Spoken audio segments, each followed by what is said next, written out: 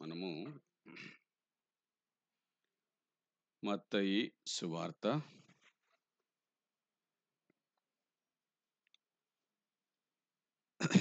4వ అధ్యాయము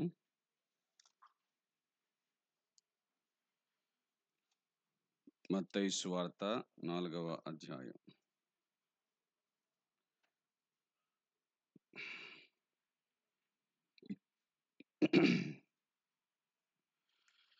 18వ వచనము నుండి 22వ వచనం వరకు చదువుకుందాం. మత్తయి సువార్త 4వ అధ్యాయము 18వ వచనము నుండి 22 దాకా. యేసు గలిలయ సముద్ర తీరమున నడుచుచుండగా పేతురనబడిన సీమోను అతని సహోదరుడైన ఆంద్రేయ అను ఇద్దరు సహోదరులు సముద్రములో వలవేయుట చూచెను. వారు జాలరు. ఆయన, నా వెంబడి రండి, నేను మిమ్మును మనుషులను పట్టు జాలరులుగా చేతునని వారితో చెప్పాను. వెంటనే వారు తమ వలలు విడిచిపెట్టి ఆయనను వెంబడించింది. ఆయన అక్కడి నుండి వెళ్లి జెబెదయి కుమారుడైన యాకోబు, అతని సహోదరుడైన యోహాను అను మరి ఇద్దరు సహోదరులు తమ తండ్రి అయిన జెబెదయి యొద్ద దోణిలో తమ వలలు బాగు చేసుకునిచుండగా చూచి వారిని పిలిచారు.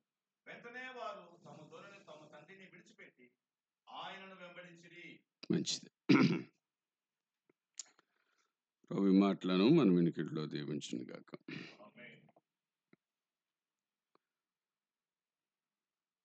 యాకోబును గూర్చి అనగా ప్రభువు యొక్క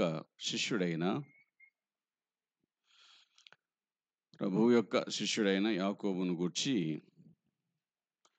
దేవుని వాక్యంలో వ్రాయబడిన కొన్ని మాటలను జ్ఞాపకము చేసుకుందాం. జెబెదయి కుమారుడైన యాకోబు, తల్లి పేరు సలోమె. ప్రభువు తల్లి అయిన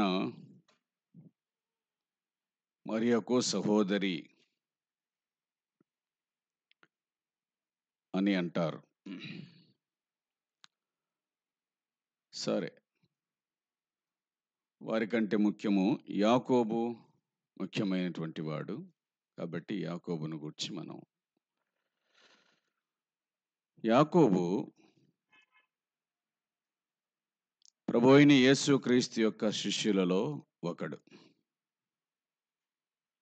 యేసుక్రీస్తు ప్రభు యొక్క శిష్యుడు.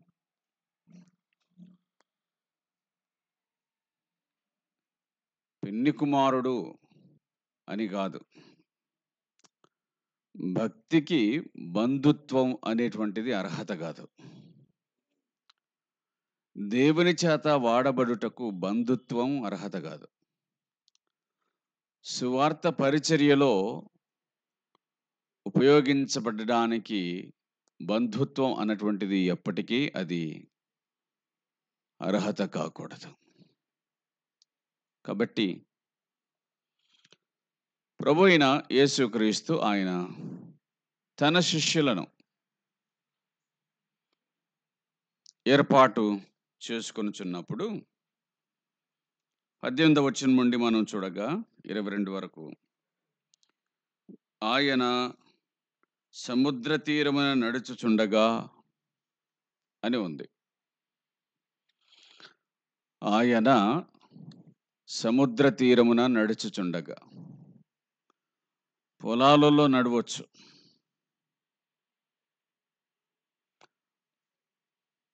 రోడ్ల మీద నడవచ్చు, కానీ సముద్ర తీరమున నడుచుచుండగా అనే మాట ఉపయోగించబడింది. అందుకు గల కారణం ఏమై ఉండవచ్చును అంటే, దైవ సేవ పలు రకాలైనటువంటి వృత్తులతో పోల్చబడింది. దైవ సేవ పలు రకాలైన వృత్తులతో పోల్చబడింది. యేసు ప్రభు ఉపమానం చెబుతూ యోహాను సువార్త 15వ అధ్యాయంలో అన్నమాట మనకు తెలుసు. నా తండ్రి వ్యవసాయకుడు, యోహాను సువార్త 15 మొదటి మాట చదువుదాం.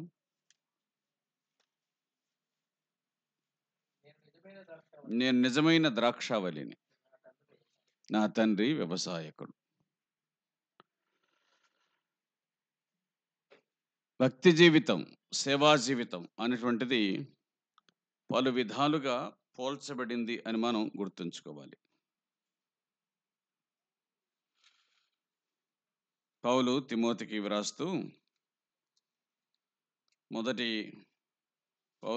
వ్రాస్తూ తన రెండవ పత్రిక రెండవ అధ్యాయంలో 3వ వచనంలో మంచి సైనికుడు అన్నాడు.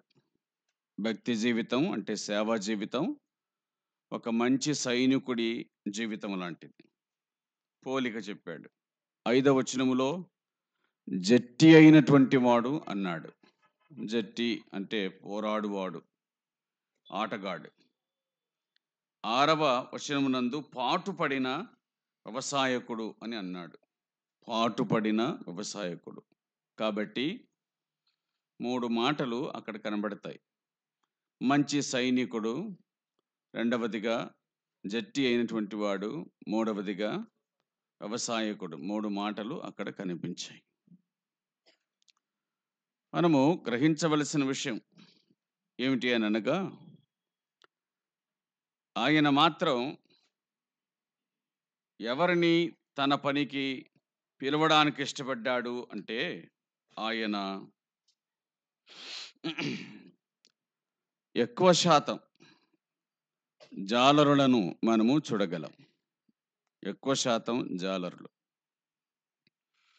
సముద్ర తీరమున నడుచుచుండగా అని ఉంది. సముద్ర తీరమున నడుచుచుండగా.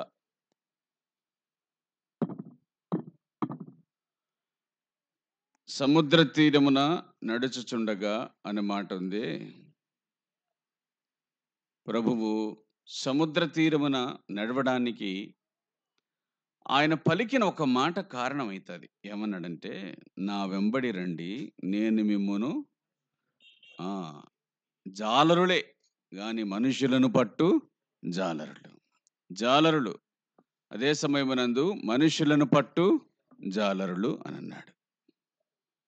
ఇది మనం గ్రహించవలసినటువంటి విషయం. నా వెంబడి రండి, నేను మిమ్మలను మనుషులను పట్టు జాలరులనుగా చేతును అన్నాడు. ఇక్కడ ఆయన ఒక గొప్ప మాటను చెప్పాడు. ఆయనకు కావలసింది జాలరులు, అయితే మనుషులను పట్టు జాలరులు. మనుషులను పట్టే ఈ జాలరులను గా చేయటం కోసం ఆయన చేపలను పట్టే జాలరులను పిలిచినాడు.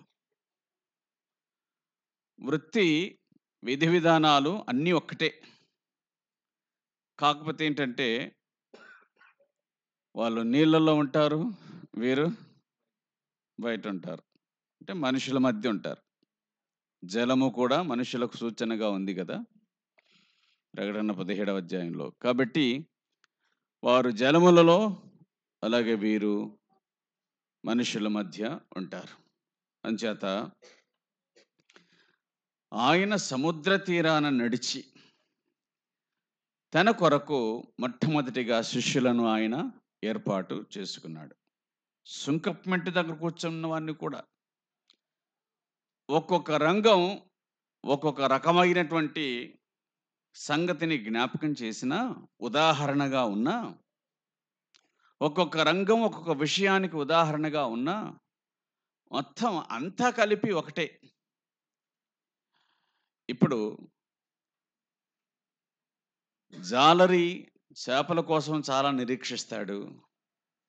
వ్యవసాయదారుడు తొలకరి వర్షం, కడవరి వర్షం కోసం నిరీక్షించి మంచి పంట తీయడానికి 3-4 నెలలు నిరీక్షిస్తాడు. సుంకపు మెట్టి దగ్గర కూర్చున్నవాడు దినమంతా నిరీక్షిస్తాడు, పనిచేస్తాడు. కాబట్టి రంగం వేరు, లక్షణం మాత్రం ఇంచుమించుగా ఒకటే. ఇక్కడ మనకు కనిపించేటువంటి మాట ఏమిటంటే, ప్రభువు మాట్లాడుతూ, నా వెంబడి రండి, నేను మిమ్మలను మనుషులను పట్టు జాలరులుగా చేస్తానని వాడుతున్నాడు. పేతురు అనబడిన సీమోను అతని సహోదరుడైన అంద్రియను, ఇద్దరిని జంట సహోదరుడు వారిరువురిని ఆయన పిలిచినాడు. దాని తర్వాత నెక్స్ట్ మరొక ఇద్దరు ఉన్నారు, వారిరువురిని కూడా ఆయన పిలిచినాడు. మనం గ్రహించాల్సిన సంగతి ఏమిటంటే, ప్రభువు యొక్క శిష్యులలో వాళ్లకు వాళ్ళు బంధువులు ఉన్నారు, ప్రభువునకు బంధుడైన వాడు కూడా ఉన్నారు, కానీ పరిచర్యలో మాత్రం బంధుత్వాన్ని వాళ్ళు చూపించలేదు. పరిచర్యలో బంధుత్వం ఒక రకంగా, మంచి పరిచర్యలో బంధుత్వం పనికిరాదు, అది మనం గుర్తుంచుకోవాలి. అంత మాత్రం చేత బంధువులను ప్రక్కన పెట్టాలని కాదు. భక్తి కలిగిన బంధువులు వారు ప్రయోజనాన్ని కలిగిస్తారు, భక్తిహీనులైన బంధువులు పరిచర్యను పాడు చేస్తారు. అన్నదమ్ములైనా కజలైనా ఎవరైనా సరే, అది వేరు సంగతి. బంధుత్వం కోసం ఇద్దరు దైవజనులు ఒకరికొకరు వేరైపోయిన సంగతి దేవుని వాక్యం గుర్తు చేస్తుంది. అవునా? అపోస్తల కార్యముల గ్రంథంలో ఆ ఇరువురు కూడా వేరైపోయారు. బర్నబా, పౌలు వారిద్దరు వేరయ్యారు. ఆ మాట మనకు రాయబడి ఉంది అపోస్తలుల కార్యముల గ్రంథం 15:37లో. మార్కు అను మారు పేరు గల యోహాను వెంట పెట్టుకుని పోవటకు బర్నబా ఇష్టపడాను. అయితే పౌలు పంఫులియలో పని కొరకు తమతో కూడా రాక తమను విడిచిపెట్టిన వారిని వెంట పెట్టుకుని పోవటం యుక్తం కాదని తలంచెను. వాళ్ళ తీవ్రమైన వాదం కలిగినందున వారు ఒకరిని ఒకడు విడిచి వేరైపోయిరి. బర్నబా మార్కును వెంట పెట్టుకుని ఓడ ఎక్కి కృపకు వెళ్ళు.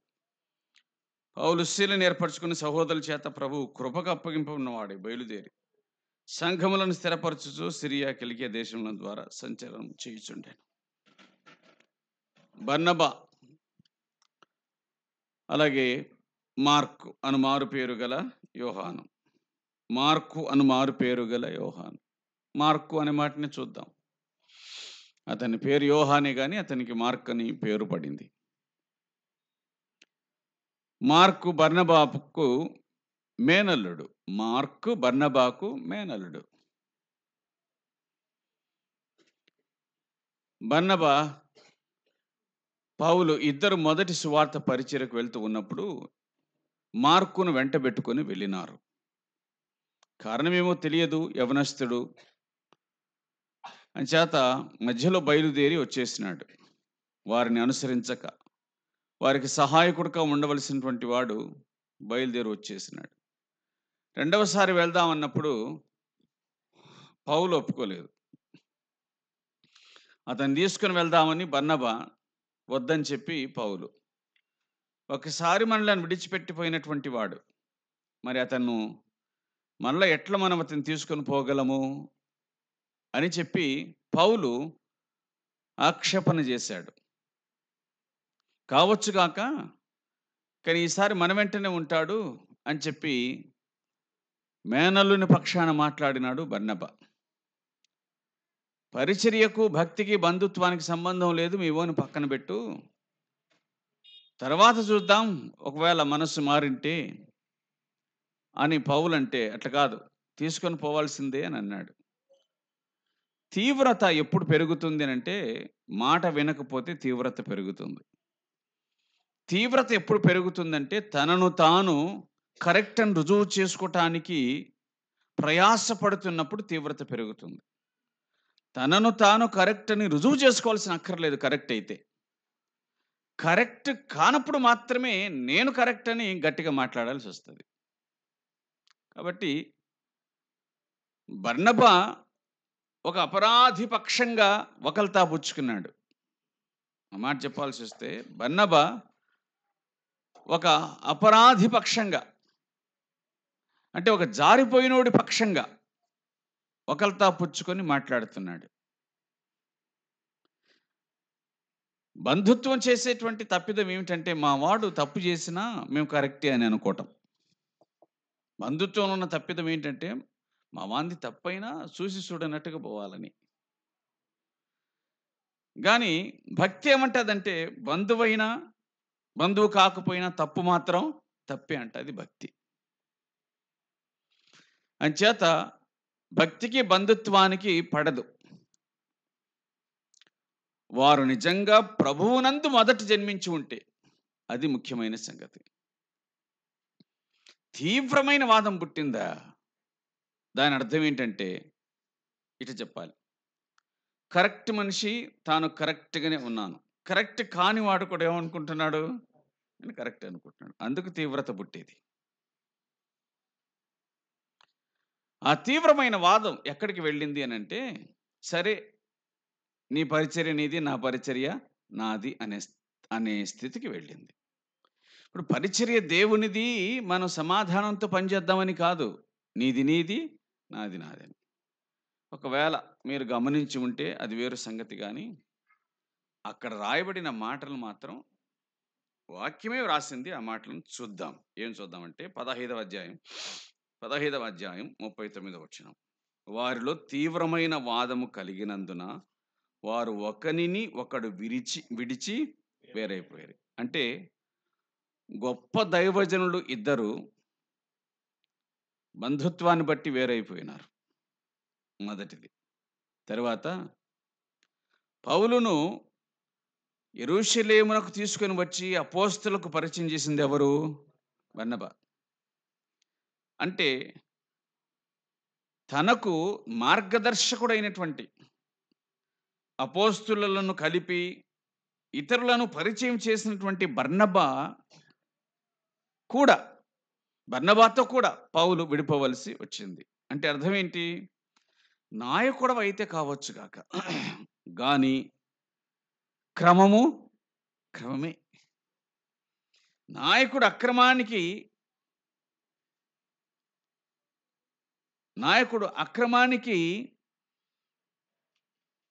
ఎంత మాత్రం కూడా ఆమోదమైనటువంటి వాడు కాకూడదు. నాయకుడు కూడా క్రమమునే అనుసరించాలి. అంటే నాయకునికి ఒక క్రమం, మిగతా వారికి ఒక క్రమం కాదు, అందరికీ ఒక క్రమే. అందుచేత పౌలు చాలా ఆ విషయంలో గట్టిగా ఉన్నాడు.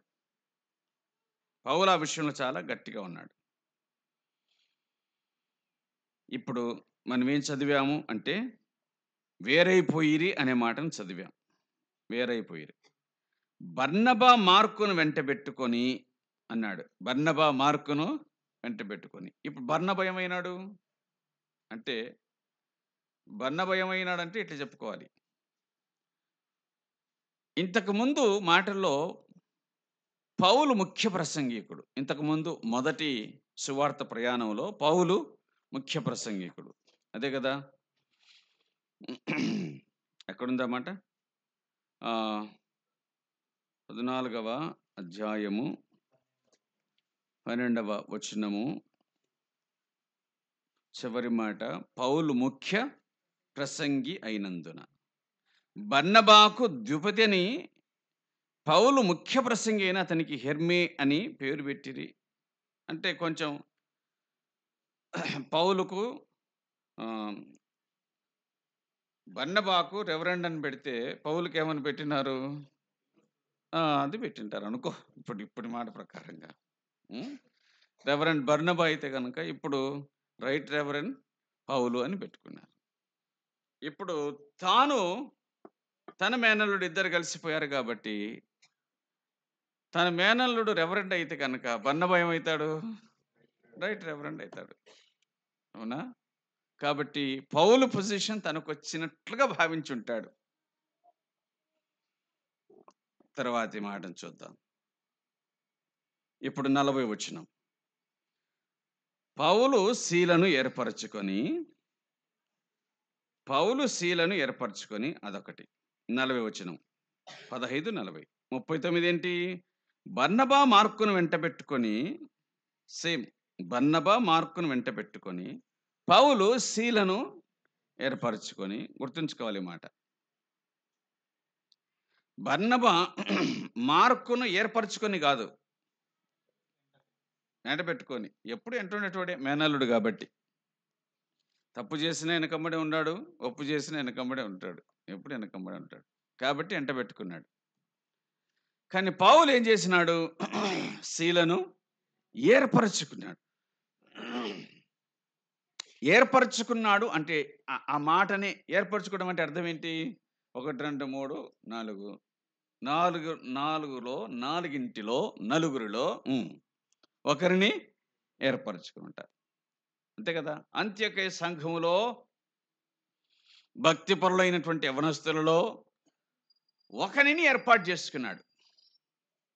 ఒకరిని ఏర్పాటు చేసుకున్నాడు.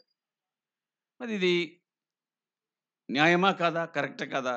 అంటే ఖచ్చితంగా న్యాయమే. ఏర్పాటు చేసుకున్నాడు. అంటే ఇంతకు ముందు లెక్క, ఆ మార్కు లెక్క కాకుండా ఎవడు మంచోడా అని కొంచెం ఏర్పాటు చేసుకున్నట్టుగా ఉన్నాడు. ఎంక్వైరీ చేసుకున్నాడు. కాబట్టి పోయినారు. ఇప్పుడు చూడాలి. పోయి అక్కడక్కడ తిరుగుతూ పోయి ఫిలిప్పి జైల్లో పడినారు. ఫిలిప్పి జైల్లో పడ్డారు. బాగా కొట్టినారు. అవునా? బాగా కొట్టినారు. కొట్టిండారా వాళ్ళను? తప్పనిసరిగా కొట్టినారు. బాగా కొట్టినారు. కొట్టిన తర్వాత చూడు, వారు చాలా దెబ్బలు కొట్టి వారు చాలా దెబ్బలు కొట్టి అని. ఇప్పుడు 16వ అధ్యాయంలో ఏముందంటే 19వ వచనంలో పౌలును పట్టుకున్నారు, సీలను పట్టుకున్నారు. ఇద్దరిని పట్టుకున్నారు. వాళ్ళిద్దరిని ఈడ్చుకొని పోయినారు. వాళ్ళిద్దరిని న్యాయాధిపతుల దగ్గరకు తీసుకొని వచ్చినాడు. వాళ్ళిద్దరి మీద నేరారోపణ చేసినారు. 22లో వాళ్ళిద్దరిని బెత్తంతో కొట్టినారు. 23 వాళ్ళిద్దరిని చాలా దెబ్బలు కొట్టినారు. వాళ్ళిద్దరిని చెరసాల్లో వేసినారు. వారిద్దరి కాళ్లకు బొండలు బిగించినారు. ఇద్దరు అవునా? ఇప్పుడు ఒకవేళ మార్కే గనక అయి ఉండింటే, అర్థమైంది అన్నమాట. ఇప్పుడు ఒకవేళ ఇక్కడ మార్కే గనక ఉండింటే ఏం చేసేటోడు?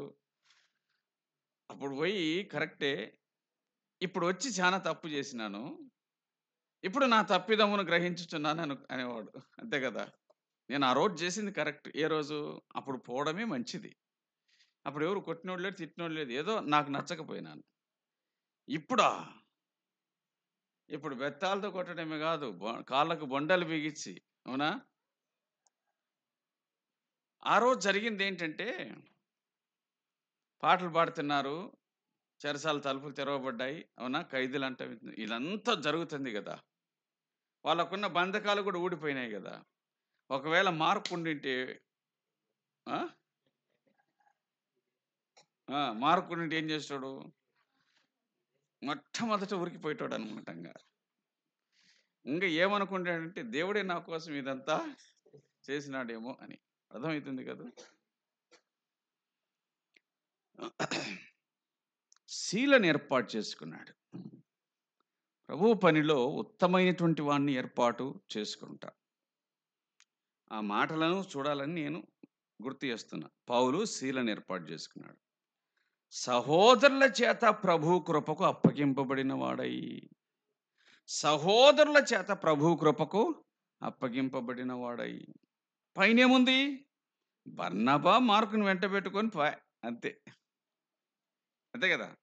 బర్నబా మార్కును వెంట పెట్టుకొని ఇక్కడ కింద ఏముంది? పౌలు శీలను ఏర్పాటు చేసుకొని సహోదరుల చేత ప్రభు కృపకు అప్పగింపబడిన వాడై. సహోదరుల చేత అంటే సంఘము చేత పంపబడిన వాడై సంఘములను స్థిరపరచుచు సిరియా కిలికియా దేశముల ద్వారా సంచారము, సంఘములను స్థిరపరచుచు. అవతల బర్నబా ఏం చేసినాడో మనకు తెలియదు. బర్నబా మార్కు ఏం చేసినారో తెలియదు. సంఘాలను స్థిరపరిచినారో లేదో ఆ సంగతులు వ్రాయబడలేదు. వ్రాయబడిందంతా ఎవరిని గూర్చి? దేవుడు ఏర్పరచుకొనిన పౌలును గూర్చి, పౌలు ఏర్పరచుకొనిన శీలను గూర్చి వ్రాయబడింది. వ్రాయబడిందంతా వాళ్ళని గూర్చి వ్రాయబడింది, మిగతాలను గూర్చి కాదు. కాబట్టి పరిచర్య అనేటువంటిది ప్రభు దృష్టి కలిగినదిగా ఉండాల. మనుషుల దృష్టి కలిగినది కాదు, ప్రభువు దృష్టి కలిగినదిగా ఉండాలి పరిచర్య. అందులో బంధుత్వం అనేటువంటిది చాలా తక్కువగా నామమాత్రంగా ఉండొచ్చు, కానీ అది మెయిన్గా ఉండడానికి వీలు లేదు. ఉండవచ్చునేమో, ప్రభువు వంటి మనస్సు కలిగి ఉంటే గనక బంధుత్వం అడ్డమని కాదు. బంధుత్వం అనేటువంటిది న్యూట్రల్. వద్దని వాక్యం చెప్పడంలా, కావాలని చెప్పడంలా. కానీ ప్రభువు వంటి మనస్సు కలిగి ఉండడం అనేటువంటిది అవసరమని దేవుని వాక్యం మనకు జ్ఞాపకం చేస్తుంది. ఇదంతా ఎందుకు అంటే, మన ప్రభు అయిన యేసుక్రీస్తు అక్కడ వారిని తన సహోదరులని మరి ఆయన ఏర్పాటు చేసుకోలేదు, కానీ తన సంకల్పానుసారంగా ఆయన వారిని ఏర్పాటు చేసుకున్నాడు.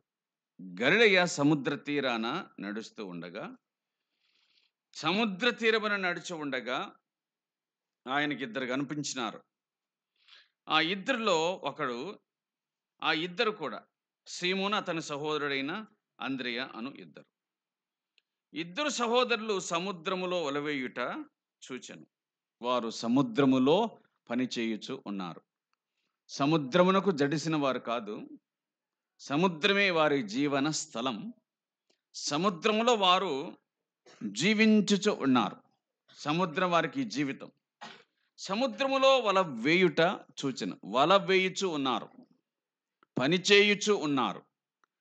వలవేయు వారిని చూసినాడు, పనిచేయు వారిని చూసినాడు. వారు జాలరులు, అంటే వారు పనిచేసేవాళ్ళు. కాబట్టి జాలరి పనిచేయుచు ఉన్నాడు అనే మాట అర్థమవుతుంది. ఇక్కడ వలవేయుట చూచెను. 21వ వచనంలో ఏముంది? 21వ వచనంలో ఏముంది? తమ వలలు బాగు చేసుకొనుచుండగా చూచి. వల వేయుచున్న వారిని చూసినాడు, వల బాగు చేయుచున్న వారిని చూసినాడు. వల వేయుచున్న వారిని చూసినాడు, వల బాగు చేసుకొనుచున్న వారిని చూసినాడు. వల వేసేటోళ్ళు కూడా ఏం చేయాలంట? అప్పుడప్పుడు వలలు బాగు చేసుకోవాలి. వలలు బాగు చేసుకోవాలి.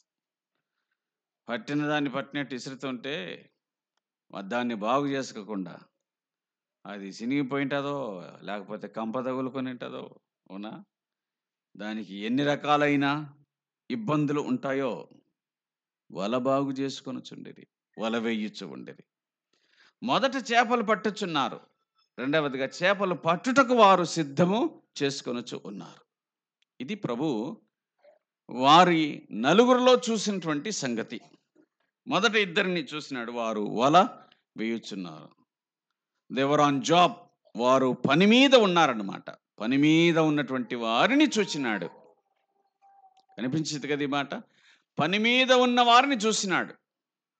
పని కొరకు పిలిచాలని ఇష్టపడుచున్న ప్రభు ఎవరిని చూసినాడు? పని మీద ఉన్న వారిని చూసినాడు. పనిచేసేవాళ్ళు. ఆత్మ సంబంధమైన పనికి పిలవడానికి ముందుగా ఎవరిని చూసినాడు ఆయన? భౌతికంగా శరీర సంబంధంగా పనిచేయుచున్న వారిని చూసినాడు. ఏం చేస్తున్నావు నువ్వు అంటే ఖాళీగా ఉండను అంటారే. ఏం చేస్తున్నావు నువ్వు అంటే ఖాళీగా ఉండాను అని అంటారే. ఎంత బాగా నవ్వుకుంటే చెప్తారు ఆ మాట, ఖాళీగా ఉండానని. మరి ఖాళీగా ఉంటే అన్నం ఎట్లా వస్తుంది? ఖాళీగా ఉంటే అన్నం ఎట్లా వస్తుంది? వస్తుంది అది. ఎందుకంటే నేడు మాకు కావలసిన ఆహారం దయచేయమని ప్రార్థన చేయాల్సిన అవసరమే లేదు కదా. సంవత్సరం భత్యం ఉంటుంది కాబట్టి. ఎంత మంచి మాట! వలవేయుచున్న వారిని, పని చేయుచున్న వారిని ప్రభువు చూచెను. పని చేయుచున్న వారిని చూసినాడు. కాబట్టి భక్తి జీవితంలో తప్పనిసరిగా పని చేయుట అనేటువంటిది అవసరత. భక్తి జీవితంలో పని చేయడం అనేటువంటిది తప్పనిసరి అయిన విషయము అని మనం గుర్తుంచుకోవాలి. పని చేయడం తప్పనిసరి అయినటువంటి విషయం. పని చేయుట చూచెను. ఏ పనైనా కానీ చేయుటకు నీకు చేతికొచ్చినా ఏ పనైనా చేయం. ప్రసంగిలు అంటాడు కదా ఆ మాట. చూద్దాం. ప్రసంగి గ్రంథం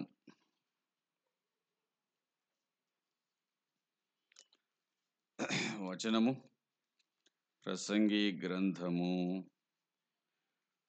9వ అధ్యాయము 10వ వచనము. ప్రసంగి గ్రంథం 9:10. చేయుటకు నీ చేతికి వచ్చిన ఏ పని అయినను శక్తి లోపం లేకుండా చేయుటకు నీ చేతనైన పని, చేయుటకు నీ చేతనైన పని. మోసం కాదు, మళ్ళీ దొంగతనం కాదు, అవి కాదు. చేయుటకు నీ చేతికి వచ్చిన ఏ పని అయినా, ఏ పని అయినా, రాజు మొదలుకొని, అవునా, రాజు మొదలుకొని చెట్ట చివరి పని చేసేటువంటి వ్యక్తి, మరుగు కాలువలు శుభ్రం చేసే వ్యక్తి దాకా, రాజు మొదలుకొని మరుగు కాలువలు శుభ్రం చేసే వ్యక్తి దాకా అందరూ కూడా దేవుని వాక్యం చెబుతున్న మాట ఏమిటంటే పని చేస్తూనే ఉండాలి, పని చేస్తూనే ఉండాలి. పని చేసే వాళ్ళని తక్కువ చూడొచ్చు, తక్కువ పని అని, తక్కువ పని అని. విచిత్రమైనటువంటి విషయం ఏంటంటే బాగా పనిచేసే వాళ్ళకేమో తక్కువ జీతం, పని చేయకుండా ఉండే వాళ్ళకేమో ఎక్కువ జీతం. అదనమాట. మున్సిపాలిటీలో పనిచేసే వాళ్ళను ఏమంత పట్టించుకోరు. వాళ్ళు కనుక స్ట్రైక్ చేస్తే వాళ్ళ చేతులు పనిచేయడం మానేసే మన ముక్కు పనిచేయడం మానేస్తుంది అనమాట. మనం వాళ్ళ చేతులు కట్టేసుకుంటే మనం ముక్కు మూసుకోవాల్సి వస్తుంది. అందువలన పని ఏదైనా కానీ పని చేయాలి, ఏదైనా కానీ పని చేయాలి. ఇంట్లో పిల్లలు పని చేయాల్సిందే.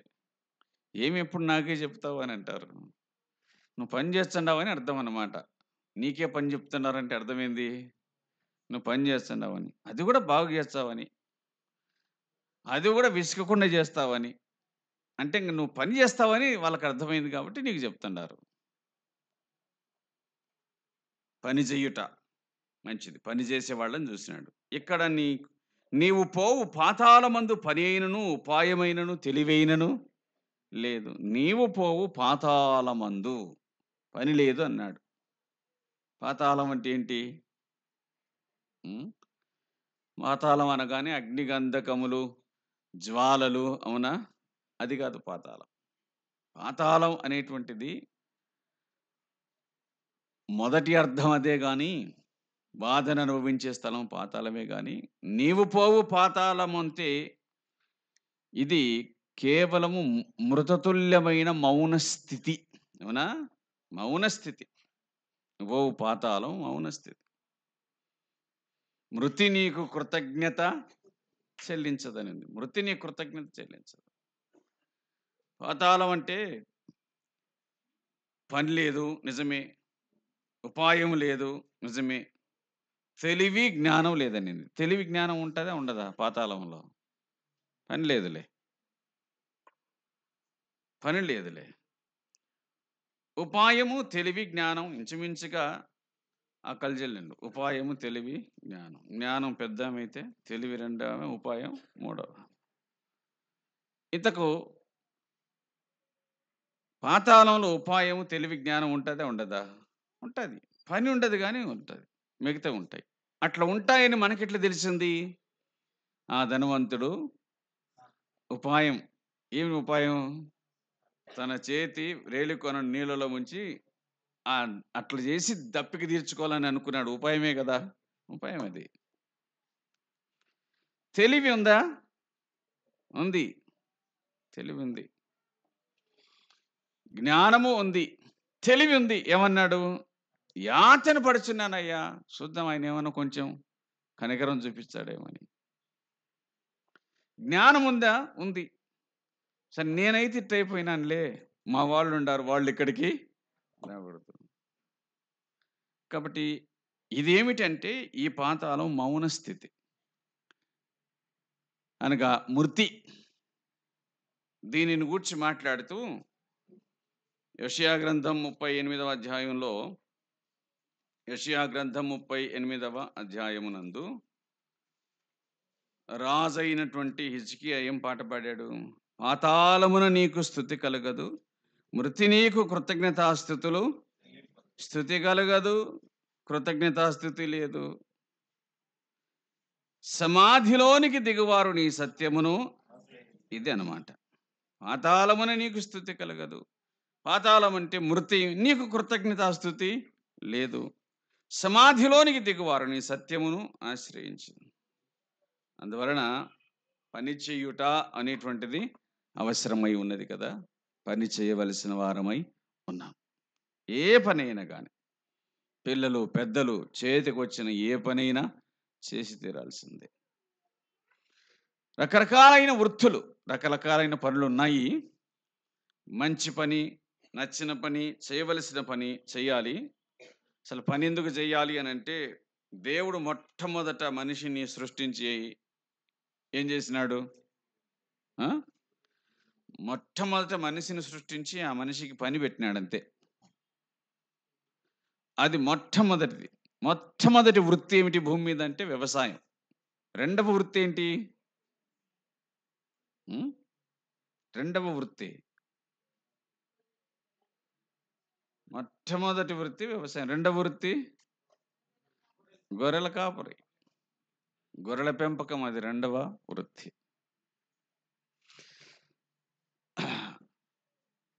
అయితే అయితే పాపములో ప్రవేశించక ముందు ఉన్న వృత్తి వ్యవసాయం. పాపం ప్రవేశించిన తర్వాత వచ్చిన వృత్తి గొర్రెల కాపరి. వ్యవసాయానికి అంత శ్రేష్టత ఉంది. ఏం వ్యవసాయం చేసినాడో తెలియదు మనకు, అవునా? తోటలో వ్యవసాయం చేయడానికి, తోటను సృష్టించింది దేనికంటే తోటలో వ్యవసాయం చేయడానికి సృష్టించినాడు. సరే, మంచిది. ఆయన మనిషిని మొట్టమొదట మనిషి కోసం కావలసిన పని సృష్టించి ఆ తర్వాత ఆయన మనిషిని సృష్టించినాడు. మనిషికి కావలసిన పనిని సృష్టించి ఆ తర్వాత మనిషిని సృష్టించినాడు. ఒకవేళ ముందే గనక మనిషిని సృష్టించి తర్వాత పనిని సృష్టించుంటే తినడానికి ఏముండేది కాదు. పని చెయ్యండి అని అంటూ దేవుని వాక్యం మనకు మంచి మాట చెప్పింది. వారు జాలరులు, వారు పని చేసుకుంటూ ఉన్నారు. ప్రభు ఎవరిని పిలిచాడు తన సేవ కొరకు అని అంటే పని చేసే వాళ్ళని ఆయన పిలిచినాడు. పని చేసే వాళ్ళని పిలిచినాడు. అలాగే సిద్ధపడుచున్న వాళ్ళని పిలిచినాడు. ఆ రెండు మాటలు మనకు కనబడతాయి. పని కొరకు సిద్ధపడుచున్న వారిని, పని చేయుచున్న వారిని ఇద్దరిని ఆయన పిలిచినాడు. ఆయన పిలిచి ఏమన్నాడంటే, వారు జాలరులు 19వ వచనం, నా వెంబడి రండి అన్నాడు. నా వెంబడి రండి అన్నాడు. ఇంతకు ఆయన ఎవరు? ఆయన ఎవరు అంటే ఆ మాట ఆయన చెప్పినాడు. ఆయన కూడా పనివాడే, ఆయన కూడా పనివాడే. యోహాను 17:4 చేయుటకు నీవు నాకు ఇచ్చిన పని, చేయుటకు నీవు నాకు ఇచ్చిన పని. ఆయన పనివాడే, ఆయన పని మీద వచ్చిన వాడే. చేయుటకు నీవు నాకు ఇచ్చిన పని అని అన్నాడు. కాబట్టి ఆయన పని కలిగిన వాడు. ఇప్పుడు చెప్పాలి, పని వాళ్ళంతా ఏకమైనారు. అది యానైన సత్యమే. పని వాళ్ళు ఏకమవుతారు, మాటలు చెప్పుకుంటూ ఏకమవుతారు. ఆ వృత్తులు ఆ వృత్తులు ఏకమవుతారు అన్నమాట. ఏ పనులు ఆ పనులు ఏకమవుతారు. మన దేశంలో 2 సంఘాలు ఉన్నాయి. ఒకటిది వృత్తి సంఘం, రెండవది కుల సంఘం. కుల సంఘాలు ఉన్నాయి కదా, అవి వనభోజనాలప్పుడు బయటపడతాయి కుల సంఘాలు. తర్వాత వృత్తి సంఘాలు ఉన్నాయి. కులం ఏదైనా కావచ్చు, వృత్తి మాత్రం ఒకటే, వృత్తి సంఘం. కాబట్టి ఎవరు వాళ్ళు ఏకమవుతారు. ఇప్పుడు ఆయన పనివాడు కాబట్టి పనులను పిలిచినాడు. పని చేసుకునేవానికి పని చేసుకునేవాడు జత అయితే చాలా బాగుంటుంది. పని చేసుకుంటోనికి మాట్లాడుతోడు జత అయితే పనివాడు కూడా చెడిపోతాడు. పనివాడు కూడా చెడిపోతాడు. ఇప్పుడు పనివానికి పనివాళ్ళు తోడైనారు. ఆయన ఏమన్నాడంటే, నా వెంట రండి. నా వెంట రండి అని చెప్పడానికి గల కారణం ఏంటంటే, మీరు సరిపోయిన వాళ్ళు. నా వెంట రావడానికి మీరు సరిపోయిన వాళ్ళు. నా వెంట రావడానికి మీరు తగినోళ్ళు. నా వెంట రావడానికి మీకు యోగ్యత ఉంది. నా వెంట రాగలిగిన స్థితిని నేను మీలో చూసినాను. మీరు చురుకైన వారు, పని మీద ఉండగలిగిన వారు, నా వెంట రండి అని అన్నాడు. అసలు ఆ మాట ఎంత గొప్పది! వాళ్ళకు తెలియకపోవచ్చు ఆ సమయంలో ఆయన వెంట వెళ్ళడం అంటే, కానీ ఆయన వెంట వెళ్ళడం అంటే అది ఎంత భాగ్యం, ఎంత భాగ్యం. వాళ్ళు నా వెంట రండి అన్న తర్వాత ఏదో కొంచెం గ్యాప్ తీసుకున్నారు, కానీ ఆ తర్వాత ఆయన వెంట వెళ్ళినారు. వెంటనే వాళ్ళు విడిచిపెట్టి వెళ్ళినట్టుగా కనబడుతుంది, కానీ కొంచెం గ్యాప్ కనబడుతుంది. లూకాసు వార్త 5వ అధ్యాయంలో పేతురు తనంత తాను ఒలవేసినట్లుగా అట్ట కనబడుతుంది. అప్పుడు ఫుల్ టైం కాదు, ఏదో కొంచెం. నా వెంట రండి అని అన్నాడు. వాళ్ళు అప్పనుంచి ఆయన వెంట వెళ్ళినారు. అది కేవలం ఒక 3.5 సంవత్సరాల అనుభవం మాత్రమే. నా వెంట రండి, 3.5 సంవత్సరాల అనుభవం మాత్రమే. నా వెంట రండి అని ఆయన చెప్పినటువంటి మాట ప్రకారంగా ఆయన వెంట వారు వెళ్ళినారు. మరి నీ వెంట రమ్మంటున్నావు, నువ్వెట్లా బతుకుతున్నావు? నీ వెంట వచ్చే గనక ఇప్పుడు మేము చేసుకున్న దానికంటే ఎక్కువ కూలి వచ్చదా? నీ వెంట వస్తే మేము ఎట్లా బతుకుతాం? నీ వెంట వస్తే మా కథ ఏంది అని ఇవన్నీ ఏమి? అసలు ఆయన వెంట వెళ్ళడమే ఒక మహాభాగ్యమైనప్పుడు, ఆయన వెంట వెళ్ళినందుకు అనుభవించడం కూడా ఒక భాగ్యమే. ఆయన వెంట వెళ్ళడమే మహాభాగ్యమైతే, ఆయన వెంట వెళ్ళినందుకు అనుభవించడం కూడా భాగ్యమే.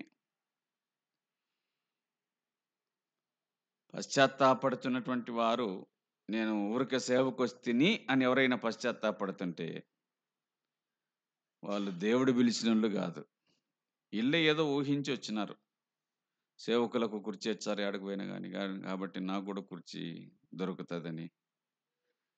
ఏడపోయినా కానీ వాళ్ళకి మాంసం పెడతారు, మాకు కూడా మాంసం దొరుకుతుంది అని. అదే కదా, ఈ మార కట్టబోయినోడేనేమో. గనుక ఏమి ఆశించి కాదు, సేవకు రావాలి అని అంటే నేను ఎందుకు వచ్చినాను అని పశ్చాత్తాపడేవాళ్ళు కాదు. అసలు నేను చాలా లేటుగా వచ్చినాను, నేను పిల్లప్పుడు వచ్చింటే బాగుండని అనుకునేటట్టుగా ఉండాలి. నా వెంట రండి అని అంటూ ఆయన ఒక మాట చెప్పాడు, నేను మిమ్ములను మనుషులను పట్టు జాలర్లుగా. ఇప్పుడు మొదటి మాట ఉంచి ఆఖరి మాట ఉంచి మధ్యదల్లా తీసేయరు. ఏమవుతుంది అప్పుడు? నేను మిమ్మును, నేను నా వెంట రండి, తర్వాత ఏముంది? నేను మనుషులను పట్టు జాలరుగా చేతును అని ఉంది కదా. నేను, ఆ తర్వాత మిగతా 3 పదాలు ఉన్నాయి. మిమ్మును, మనుషులను పట్టు జాలరులుగా అని ఉంది కదా, అదంతా తీసేయండి. నేను చేతును, నేను మిమ్మును చేతును, నేను చేతును, నేను మిమ్మును చేతును. మళ్ళీ చదవాలి.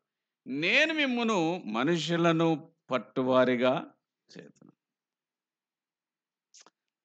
నా వెంట రండి, అది క్వాలిఫికేషన్, అది అర్హత. నెక్స్ట్ రిజల్ట్స్ ఏమిటి అని అంటే, నా వెంట వస్తే నేను మిమ్మల్ని చేస్తా, నేను మిమ్మల్ని తయారు చేస్తా. ఎట్లా తయారు చేస్తా? నేనేమై ఉన్నానో మిమ్మల్ని కూడా అట్లాగే చేస్తా. నేను ఏమై ఉన్నానో మిమ్మల్ని కూడా అట్లాగే చేస్తా. మనుషులను పట్టు జాలరులుగా చేస్తా.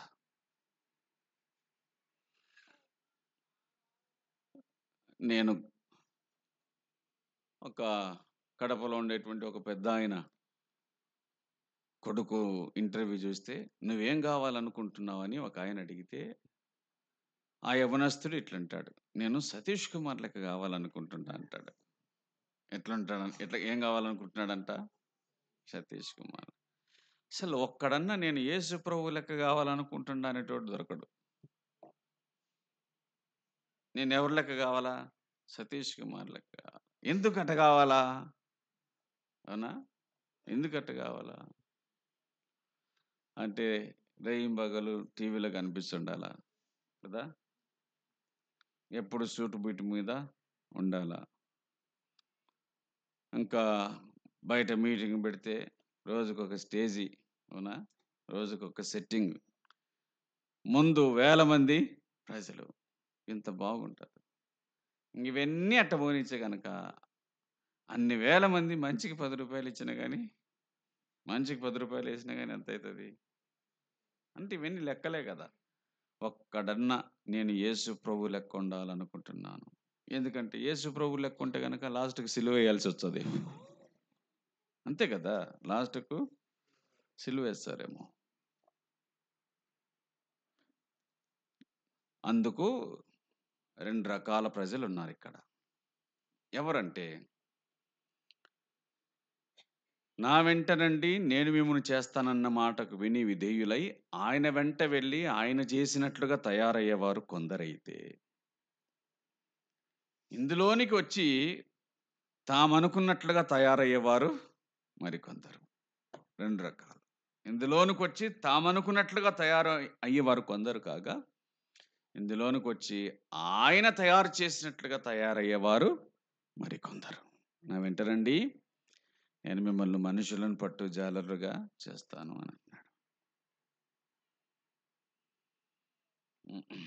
వెంటనే వారు తమ వలలు విడిచిపెట్టి ఆయనను వెంటనే అంట.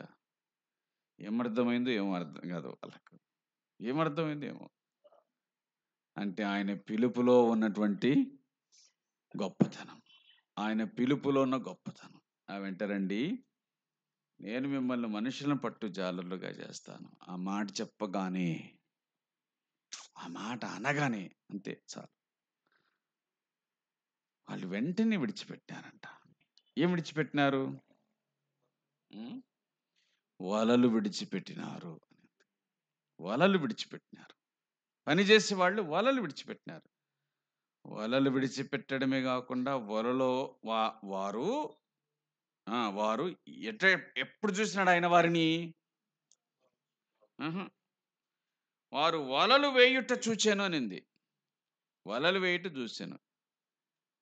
కాబట్టి వలలు విడిచిపెట్టినారు అంటే మన ఊహ ఉత్తెవైనా అయి ఉండొచ్చు. వలలు ఏం పడకపోయి ఉండొచ్చు. లేదా పడి ఉండవచ్చు. పడి కూడా ఉంటే, ఒకవేళ వలలు పడినాయనుకో, వలలో చేపలు పడినాయనుకో, పడి ఉంటే అవి కూడా విడిచిపెట్టినారంటే, ప్రభువా ఒక 10 కేజీలు ఉన్నాయి, ఇవి అమ్ముకొని సాయంత్రం వస్తాం అని అనొచ్చు కదా. అనలే. నష్టపోయినారు. శ్రమ నష్టం కలుగుతుంది కదా వాటిని విడిచిపెడితే. కాదు, తప్పేం కాదు కదా ఆ మాట అడగడం కూడా.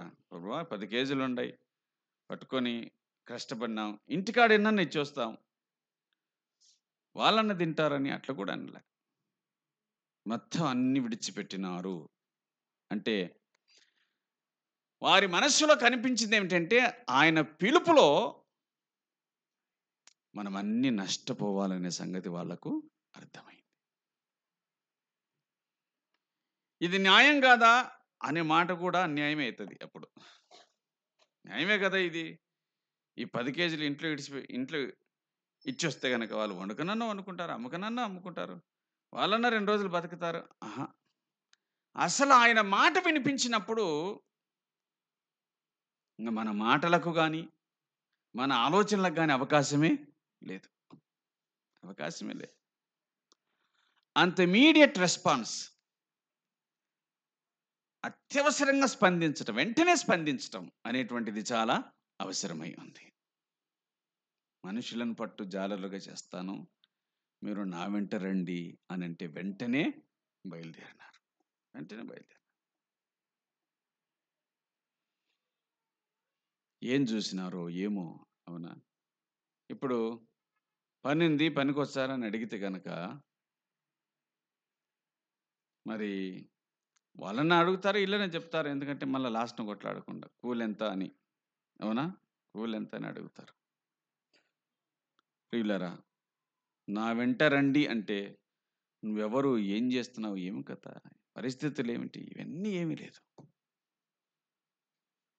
వెంబడించినారు. వారు ఆయనను వెంబడించిరి. 21వ వచనం, అక్కడి నుండి వెళ్ళి ఆయన అక్కడి నుండి వెళ్ళి జెబెదయి కుమారులైన ఉమ్, యోహానును చూచెను అని ఉంది కదా, మంచిదే. ఇక్కడ ప్రభువు ఆయన చూడండి, ఒక మాట ఇలాగున కనిపిస్తుంది. ఏం కనిపిస్తుంది అని అంటే, మార్క్స్ వార్త 1వ అధ్యాయం. మార్క్స్ వార్త 1వ అధ్యాయం 16లోనే ఉంది. ఆయన గల్లే సముద్రం వెళ్తుండగా సీమోను సోదరు అంద్రేను సముద్రంలో వలవేటి చూసిన వాళ్ళు జాలరుడు యేసు నా వెంబడని నేను మీ మనుషులు పట్టి జాలగారు చేతుని వారితో చెప్పాను.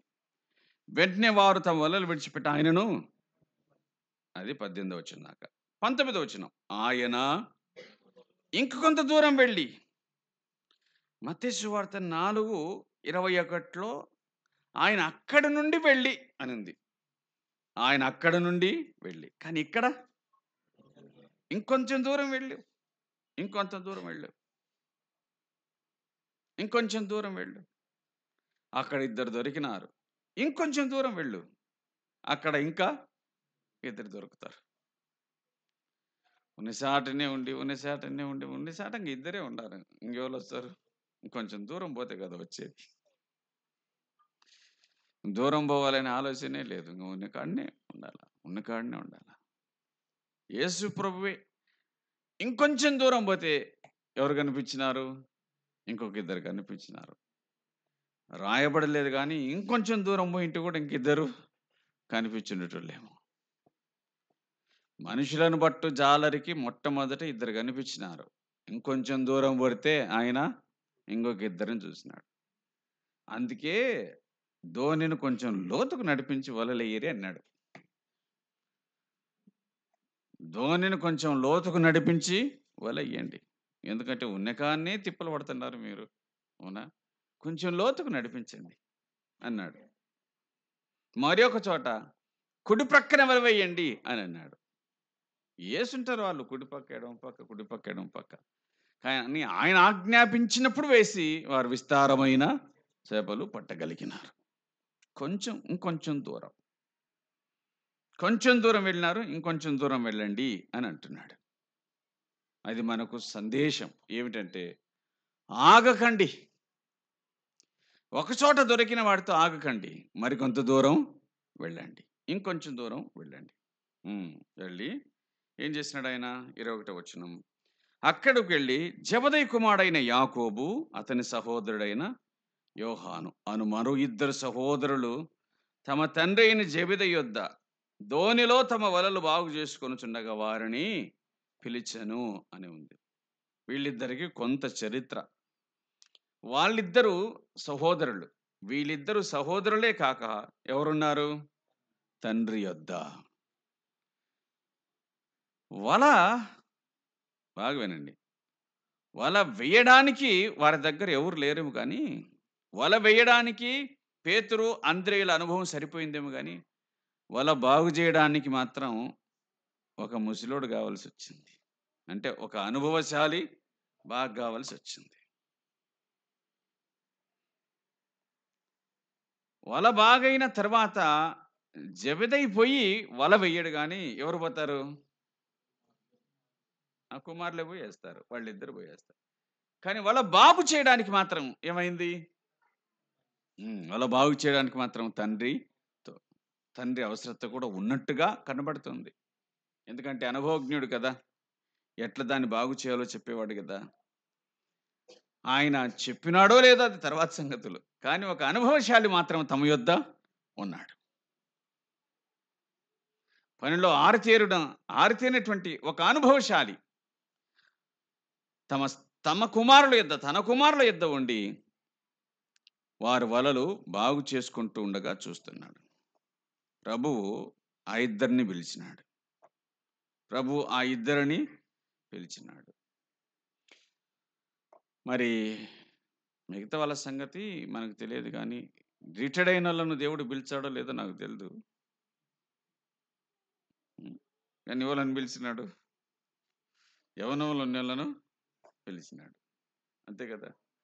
వాళ్ళు ఉద్యోగాలన్నీ చేసిన తర్వాత వృద్ధాప్యంలోనికి వచ్చిన తర్వాత, ఆ తండ్రి వృద్ధాప్యంలోనికి వచ్చిన తర్వాత చాలామంది మన వైపున లేరు గానీ, అంటే మన సంఘాల్లో తక్కువ గానీ, బయట చాలా సంఘాల్లో రిటైర్మెంట్ అయినటువంటి వారు. ప్రభువు సేవ చేయటం మంచిది గానీ, వారిని మనం చూసినప్పుడు చాలా ఇబ్బందిని కలిగించేవారుగా ఆయా సంఘాలలో కనబడతారు. మరి విశేషించి తూర్పున ఎక్కువ శాతం వారి ఉద్దేశ్యం ఏంటంటే, ప్రభు పనిలో ఉండాలి అని. అది మంచిది, ఉత్తమైంది. గానీ, ప్రభు పనికి ఆటంకాన్ని కలిగించేవారు. మేము ఆ తర్వాత చూసినాం. ఇక్కడ గూడా నంద్యాలలో గూడా వాళ్ళు బైబిల్ కాలేజ్‌కి అటెండ్ అయ్యి, ఇక్కడ సర్టిఫికేట్ తీసుకొని, మేము బీటెక్ చేసినాం, మేము బీఈడీ చేసినాం, మేము కూడా సేవకులమని చాలా ఇబ్బంది కలిగించిన వాళ్ళు ఇక్కడ కూడా ఒక సంఘంలో కనిపించినారు. పైగా నాకు ఫోన్ చేసి చెప్పినారు, మేము కూడా చదువుకున్నాం కదా సార్, బీటెక్ చేసినాం కదా అని. వాళ్ళకి ధనంతో అవసరం లేకపోవచ్చు గాక, కానీ వాళ్ళకు ఆ ఆ పొజిషన్, ఆ పదవి అనేటువంటిది అవసరతగా కనిపించినట్టుగా ఉంది. గుర్తుంచుకుందాం ఒక మాట. ఆయన పనికి అందరు అవసరమే కానీ, ఆయన ఏర్పాటు చేసుకున్నటువంటి మనుషులు ఒక గొప్ప కార్యం నిమిత్తమై అవసరమై ఉన్నారు. తర్వాత తెలియదు. తర్వాత తెలిసింది. అప్పుడు తెలియదు. అప్పుడేం తెలియదు అనంటే, తాను పిలుస్తున్నటువంటి యాకోబు, తాను పిలిచేటువంటి యాకోబు హతసాక్షి అవుతాడనేటువంటి సంగతి అప్పుడు వాళ్ళకు తెలియదు. ప్రభువుకు తెలుసు, అది వేరే సంగతి. కానీ వాళ్ళకు తెలియదు. ఏంటి? నేను ప్రభువు కోసం, అంటే నన్ను పిలిచిన వాడి కోసం నేను హతసాక్షిని కాబోతున్నాను అనే సంగతి అతనికి తెలియదు. ఆయన పిలిచినప్పుడు ఎంత గొప్ప ఉత్సాహంతో బయలుదేరి వచ్చినాడో, ఎంత గొప్ప ఉత్సాహంతో బయలుదేరి వచ్చినాడు. కానీ అదే ఉత్సాహాన్ని కొనసాగించి ప్రభు కోసం హతసాక్షి. సరే, అది వేరే సంగతి. కానీ ఆయన పిలిచినప్పుడు వెంటనే ఆయన పిలుపునకు విధేయతను చూపించినాడు. మరి వృద్ధాప్యంలో ఉన్న తండ్రి సంగతి ఏంటి? అవసరత ఉంది కదా, విడిచిపెట్టి ఆయనను వెంబడించు. వృద్ధాప్యంలో ఉన్న వాళ్ళ సంగతి ఏంటి? విడిచిపెట్టి వెంబడించను. వారి దృష్టిలో మనం చూస్తే కొన్ని విషయాలు కొంచెం వింతగా కనబడతాయి. ఏ వింతగా కనబడతాయి అంటే, చూడండి, 8వ అధ్యాయం మత్తయి సువార్త. మత్తయి సువార్త 8వ అధ్యాయం 18 నుంచి. యేసు తన యుద్ధనున్న జనసమూహమును చూచి అద్దరికి వెళ్ళవలని ఆజ్ఞాపించాను. అంతటా ఒక శాస్త్రి వచ్చి, బోధకుడా, నీవెక్కడికి వెళ్ళినా నీ వెంట, ఎక్కడికి పోయినా నీ వెంట వస్తాను, స్థలం లేదన్నాడు. 21వ వచనం. శిష్యుల్లో మరి ఒకడు, ప్రభువా, నేను మొదట వెళ్ళి నా తండ్రిని పాతిపెట్టుటకు నాకు సెలవిమ్మని. రకరకాలైన మనుషులు కనపడతారు. పిలిస్తే వెంటనే వచ్చేవాళ్ళు, పిలవకపోయినా నేను నీ వెంట వచ్చాననేటువంటి వాళ్ళు. పిలిచిన తర్వాత రమ్మంటే ముందు మా నాయనను బాతి పెట్టొచ్చా అని అంటున్నాడు. మా నాయనను బాతి పెట్టొచ్చా అంటే ఆడ శవం పెట్టుకొని నేను బాతి పెట్టొచ్చా అని కాదు అర్థం. ఎప్పుడు పోతాడో తెలియదు, కొంచెం అంచంచునే ఉన్నట్టున్నాడు, ఆయన పోయినాక నేను వస్తలే అన్నట్టు. అది దాని అర్థం అన్నమాట. నేను నా తండ్రిని బాధ పెట్టొచ్చా అంటే ఆడ శవం పెట్టుకొని బాధ పెట్టాకు నువ్వు వెనకంబ రాని ప్రభు అంటున్నట్టు కాదు దాని ఉద్దేశం. ఉంది, కొంచెం ఉంది, ఏమో నెల రోజులో 2 వారాలో వారమో కొంచెం అది అయిన తర్వాత నేను వస్తా అన్నట్లుగా మాట్లాడుతుంటాను. ఇప్పుడు ఆయన ఉన్నాడు, ఆ పని చేసేటోళ్ళు ఉండారు, కానీ నిన్ను పిలిచేటోడు ఇంకా మళ్ళా తర్వాత దొరకడు. ఆయన చచ్చిపోతే ఎవరేం ఉంచుకోరు, ఖచ్చితంగా పడేస్తారు. శత్రువు చచ్చిపోయినా కానీ ఎవడు ఉంచుకోడు, పడేస్తాడు. నిన్ను పిలిచేటోడు మళ్ళా ఉండడు. అందువలన వీరు మాత్రం వెంటనే విడిచిపెట్టినారు. వెంటనే విడిచిపెట్టినారు, వెంటనే వచ్చినారు. వచ్చి ఆయన వెంట బయలుదేరి వెళ్ళిరి. యాకోబు. ఈ యాకోబును గురించి మనకేమర్థమవుతుందంటే, ఇప్పటిదాకా అతనిని గూర్చి ఒక్క మాటలో ప్రభు పిలిస్తే వచ్చిన వాడని చెప్పొచ్చు, కానీ ఒకే ఒక్క మాట దీని అంతటిని బట్టి ప్రభు పిలిస్తే వచ్చిన యాకోబు అని చెప్పొచ్చు, కానీ యాకోబు కాడికి రావడానికి మనం ఎన్నో దాటుకొని వచ్చినాం. ఏంటి అని అంటే, మొట్టమొదటిగా భక్తికి బంధుత్వానికి సంబంధం లేదు, అట్లాగని వ్యతిరేకత లేదు. బంధువులైనా మిగతా వాళ్ళైనా ప్రభు మనస్సు కలిగి ఉంటేనే ఆయన పనిలో యోగ్యత. అది రెండవది. ఏం చెప్పుకుంటున్నాం? ఉదాహరణలు చూసాం. పౌలు, బర్నబా, మార్కు, శీల, వీళ్ళందరి సంగతిని చూసినాం. తర్వాత వెంబడించుట. ప్రభువా వస్తానయ్యా, వెంటనే ఇంకేమి ప్రశ్నలే లేవు, అసలు వాళ్ళ దగ్గర ప్రశ్నలే లేవు, మరొక స్పందన లేదు. అంటే ఏం చెప్పుకున్నామంటే, నేను నీ వెంట వస్తానని ప్రభు వెంట పడిన కానీ ఆయన వద్దుపో అని అనకుండా, మరి కొంచెం నువ్వే ఆలోచన చేసుకో, నా వెంట వస్తానంటే కనుక ఏం ఆలోచించుకున్నావో ఏమో, నా వెంట వస్తానని అంటున్నావు. నాకైతే నా వెంట వస్తే కనుక నక్కలకు బొరియలు, ఆకాశ పక్షులకు నాకు తలదాల్చుకోవడానికైనా ఏమో బాబు, నాకు తెలియదు. ఈ రాత్రి ఎక్కడ పడుకుంటానో ఏమో, ఈ పగలు ఏం తింటానో ఏమో, నువ్వు ఆలోచించుకొనిరా. అతడు వచ్చినాడో లేదో తెలియదు. ఒకరిని మాత్రం ఈయనే పిలిచినాడు. పిలిస్తే, ప్రభువా నేను పోయి నా తండ్రిని బాధ పెట్టుకొని వస్తాను అన్నాడు. ఆయన బాధ పెట్టుకుంటూ ఉండరు కానీ నువ్వు రా అన్నాడు. ఒకటి ఏం అర్థమవుతుందంటే, ఆయన పిలిచిన వాడు ఇందులో ఉండవలసినటువంటి విషయం. ఆయన పిలిచిన వాడు ఆయన పనిలో, తనకై తానే వచ్చేవాడు కాదు. ఆయన పిలిచిన వాడు అవసరమైనటువంటి విషయము దేవుని వాక్యము మనకు జ్ఞాపకం చేస్తుంది. యాకోబు ప్రభు పిలిస్తే వచ్చినవాడు. పేతురు, అంద్రయ్య ప్రభు పిలిస్తే వచ్చినవారు. అన్నదమ్ములే సొంతం, కానీ ప్రభు పిలిస్తే వచ్చినవారు. యోహాను, యాకోబులు అన్నదమ్ములే, ప్రభు పిలిస్తే వచ్చేటువంటి వారు.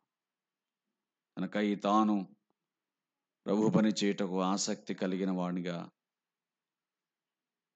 మరి మనం చూడగలుగుతున్నాం. ప్రభు పిలిచిన తర్వాత వారి యొక్క త్యాగం ఎంత గొప్పదో మనకు అర్థమవుతుంది. యాకోబు ప్రభు చేత పిలువబడినటువంటి దాసుడు. బంధువులే కానీ ప్రభు చేత పిలువబడినటువంటి వారు. మంచిది. యాకోబునకు దేవుని పిలుపు ఉంది. దేవుడు మనల్ని పిలుస్తాడు. ఏ రకంగా పిలుస్తాడు ఆయన? దేనికోసం పిలుస్తాడు? మత్తయి సువార్త 11వ అధ్యాయం 28వ వచనం. మత్తయి సువార్త 11:28. ప్రయాసపడి భారం మోసుకొంచున్న సమస్త జనులారా నా యొద్దకు రండి, నా యొద్దకు రండి, నేను మీకు విశ్రాంతిని అనుగ్రహిస్తాను. రక్షణ కొరకై ఆయన పిలుస్తాడు. రక్షణ కొరకై పిలుస్తాడు. ఆయన పిలుపు ఎట్టిదో అది మనకు అర్థమవుతుంది. రక్షణ కొరకై పిలిచిన పిలుపు, ప్రభు పని కోసం పిలిచిన పిలుపు. ఆ తర్వాత మరి పిలుపు అని అంటామే, ప్రభు పిలుచుకున్నాడు అంటే దాని అర్థం ఏంది? దాని అర్థం ఏంది? ఒక పిలుపు రక్షణ, ఒక పిలుపు సేవ, ఇంకొక పిలుపు స్టాప్ అని చెప్పడం అనమాట. స్టాప్ అని చెప్పడం, ఆగు అని చెప్పడం. పిలుపు, ప్రభు పిలుపు. సువార్త, ఆయన రక్షించడానికి పిలిచేవాడు, సువార్త పరిచర్యకు పిలిచేవాడు, అవునా? దాని తర్వాత ఆయన తన మహిమకు మనలను పిలిచినవాడు అనే సంగతిని గుర్తుంచుకుందాం. ఏదేమైనా ప్రభువు చేత పిలువబడిన అనుభవం కలిగిన యాకోబు, ప్రభువు చేత పిలువబడినటువంటి వాడు. మంచిది. రక్షించబట్టానికి ఆయన పిలుస్తూ ఉన్నాడు. మనం జ్ఞాపకం చేసుకుందాం. ఇంకా మారు మనసు పొందకపోతే ప్రభువునకు జీవితాన్ని అప్పగించండి. మారు మనసు పొందిన వారు ఆయనకు జీవితాన్ని అప్పగించి ఆయన పని చేయటం మంచిది. మారు మనసు పొందకపోతే ప్రభువునకు జీవితాన్ని అప్పగించి నా యొద్దకు రండి, నేను మీకు విశ్రాంతి ఇస్తాను అని అంటాడు ప్రభువు. అంచేత ఆయన యొద్దకు వచ్చేట అవసరం అనే సంగతిని జ్ఞాపకం చేసుకుందాం. ప్రార్థన చేద్దాం.